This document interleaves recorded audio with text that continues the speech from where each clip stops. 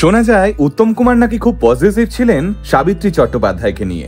এক অঘোষিত প্রেম ছিল দুজনের মধ্যে, আর তাই সাবিত্রী দেবীর জন্য আসা একের পর এক ভালো ঘরের সম্বন্ধ নাকি সবার আগে ভেস্তে দিতেন মহানায়ক উত্তম কুমার। সাবিত্রী দেবী উত্তম কুমারের আদরের সাবু। স্বপ্ন দেখেছিলেন একটা সংসারের, স্বামী সন্তান সঙ্গে নিয়ে একটা গমগমে বড় যৌথ পরিবারের, যে পরিবারের গিন্নি হয়ে পা রাখবেন তিনি।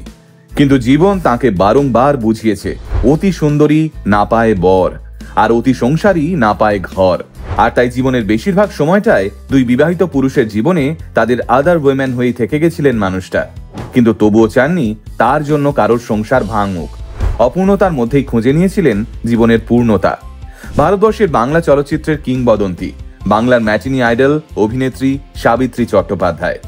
1937 সালের 21শে ফেব্রুয়ারি সাবিত্রী দেবী জন্মগ্রহণ করেন বাংলাদেশের কুমিল্লার কমলাপুর গ্রামে। 10 ভাই বোনের সঙ্গে বেড়ে ওঠা সাবুদি ছিলেন তাদের মধ্যে সবথেকে ছোট। সাবিত্রী দেবীর বাবা শশধর চট্টোপাধ্যায় ছিলেন স্টেশন মাস্টার। 1947 সালে দেশভাগের সময় কিশোর সাবিত্রী কলকাতার টলিগঞ্জে দিদির বাড়িতে এসে থাকতে শুরু করেন। শুরু হয় এক সাধারণ মেয়ে থেকে অসাধারণ অভিনেত্রী হওয়ার লড়াই। যে সময় রূপলী পর্দা মানে ছিল শুধুমাত্র পুরুষতান্ত্রিক দাপট, সেই সময় এক স্টেশন মাস্টারের মেয়ে নীরবে দৃঢ় চরণে প্রবেশ করেছিল বাংলা সিনেমার আঙিনায়। আর তারপর থেকে সে শুধুই দিয়ে গেছে মুগ্ধতা। সাবুদির বয়স আজ 88 বছরে পা দিয়েছে, কিন্তু তার মুখের লালিত্য, সেই বুদ্ধিদীপ্ত চোখ আর প্রাণখোলা হাসি দেখলে আজও যেন মনটা এক লহমায় ভালো হয়ে যায়। আজও বাঙালির মনে তিনি ধন্যী মেয়ে। সেই কিশোরী মেয়েটার ছোটবেলা থেকেই অভিনয় জগতের প্রতি ছিল প্রবল আগ্রহ, কিন্তু সংসারের অভাব সাবুদিকে বুঝিয়েছিল দিদির বাড়িতে বসে বসে খাওয়া সম্ভব নয়, কাজ করতেই হবে। আসলে গরিব হওয়ার জ্বালা অনেক, কেউ সম্মানও করে না, সাহায্যও না, তাই নিজের রাস্তা নিজেকেই তৈরি করে নিতে হয়। জীবনের এই সারসত্যটা খুব তাড়াতাড়ি বুঝতে পেরে গেছিলেন মানুষটা, আর তাই অভিনয়কেই নিজের রোজগারের একমাত্র অবলম্বন হিসেবে গড়ে তুলেছিলেন তিনি। সেই সময় জনপ্রিয় কিংবদন্তি অভিনেতা ভানু বন্দ্যোপাধ্যায় একটি নাটকের জন্য নতুন মুখ খুঁজছিলেন। সুযোগ পেলেন সাবুদি। ভানু বন্দ্যোপাধ্যায়ের বোনের চরিত্রে নতুন ইহুদি নাটকে প্রথমবার গোটা বাংলা দেখল এক ডাগর চোখের কিশোরী মেয়েকে। কিন্তু শুধু নাটক করে কি আর জীবন চলে? দরকার আরো টাকার। সেই সময় সাবুদির বাবাও অর্থ সাহায্য করতে পারতেন না, আর তাই নাটকের পাশাপাশি একের পর এক নাচের অনুষ্ঠান করতেন সাবিত্রী দেবী। আর এইভাবেই রূপলী দুনিয়ায় প্রবেশ সাবিত্রী চট্টোপাধ্যায়ের। জীবনের প্রথম ছবিতে বাঙালির হার্টথ্রব উত্তম কুমারের পার্শ্ব নায়িকার চরিত্রে অভিনয় করবার সুযোগ পেয়েছিলেন সাবিত্রী দেবী। এরপর পাশের বাড়ি সিনেমায় প্রথমবার নায়িকার ভূমিকায় অভিনয় করে বাঙালির মনে তার পাশের বাড়ির মেয়ে হয়ে ওঠেন সাবিত্রী দেবী। এরপর আর ফিরে তাকাতে হয়নি সাবুদিকে।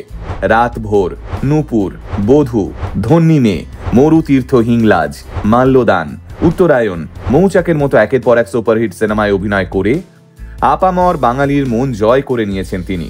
শুধু তাই নয়, বর্তমান নতুন প্রজন্মের পরিচালকদের সঙ্গেও রীতিমতো তালে তাল মিলিয়ে অভিনয় করে চলেছেন তিনি। তাঁর অভিনীত প্রাক্তন থেকে শুরু করে আমার বস সবেতেই সাবুদি অনবদ্য। এছাড়াও এই বয়সে এসেও টেলিভিশনের একের পর এক ধারাবাহিকেও সাবুদির অভিনয় আবারও প্রমাণ করে বয়সটা শুধুমাত্র একটা সংখ্যা।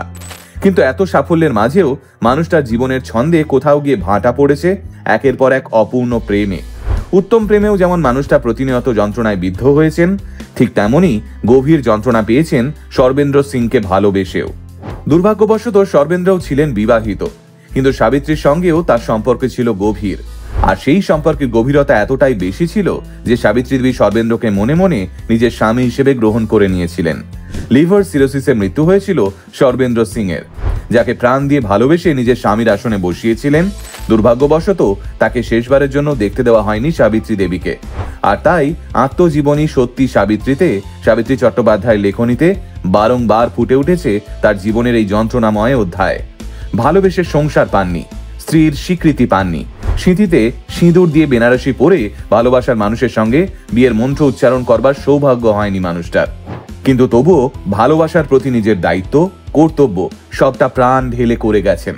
আর তাই এই জীবনে একজন শ্রেষ্ঠ অভিনেত্রীর পাশাপাশি একজন শ্রেষ্ঠ প্রেমিকা হয়েও থেকে গেলেন আমাদের ভালোবাসার সাবুদি। আসলে সবাই তো সবকিছু এক জীবনে পায় না, কিন্তু তবুও এই অপূর্ণতাকেই সঙ্গী করে এতগুলো বছর ধরে এভাবেই হাসি মুখে লড়ে যাওয়া এ বোধহয় অভিনেত্রী সাবিত্রী চট্টোপাধ্যায় বলেই সম্ভব। তাই গোটা আলটিমেট মোটিভেশনের পক্ষ থেকে ভারতের পদ্মশ্রী এবং বঙ্গবিভূষণ প্রাপ্ত স্বর্ণযুগের অভিনেত্রী সাবিত্রী চট্টোপাধ্যায়কে আমরা প্রণাম জানাই। এইভাবেই প্রাণ খুলে হাসতে থাকুন, আপনি খুব ভালো থাকবেন।